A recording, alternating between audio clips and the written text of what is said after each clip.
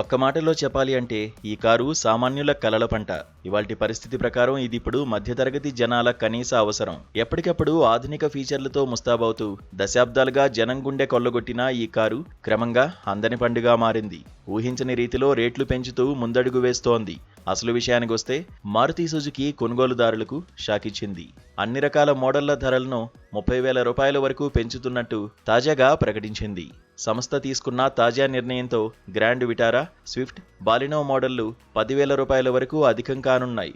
Commodity ఉత్పత్తుల ధరలు భగ్గుమనడం, అంతర్జాతీయంగా నెలకొన్న నిరాశాజనక ఆర్థిక పరిస్థితుల కారణంగా ధరలను సవరించాల్సి వచ్చిందని పేర్కొంది.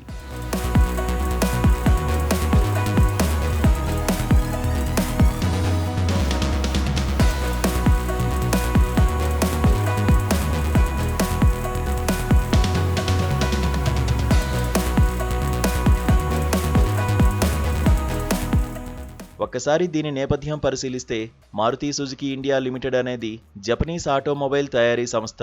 సుజుకి మోటార్ కార్పొరేషన్ యొక్క భారతీయ అనుబంధ సంస్థ. ఇది భారతదేశంలో అతిపెద్ద ఆటోమొబైల్ తయారీ సంస్థ. ముఖ్యంగా చిన్న కార్ల తయారీలో ప్రత్యేకత కలిగి ఉంది.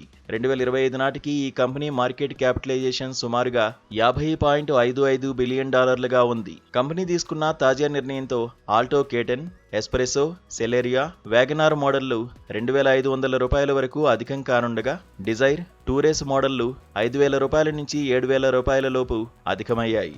వాటితో పాటు కమర్షియల్ వాహనాలపై సూపర్ క్యారీ, ఈకో మోడళ్లు 2,500 రూపాయల వరకు పెరిగాయి.